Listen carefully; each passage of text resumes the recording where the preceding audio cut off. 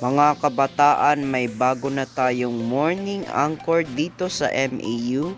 Wow, sino yon? Siya ay President and CEO ng GWN. Walang iba kundi si Sir Dave Miralles. Welcome back sa iyo, sir. Ano masasabi mo na nandito ka na sa aming morning show at bakit?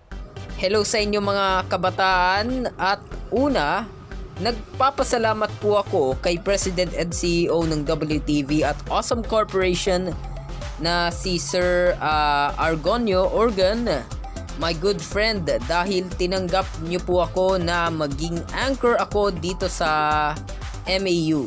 Ipagpapatuloy ko lang po ang pagtatrabaho ko as President and CEO sa GWN at Miralles Media Group at pagiging anchor dito sa MAU sa WTV. It's formerly WBS, di ba?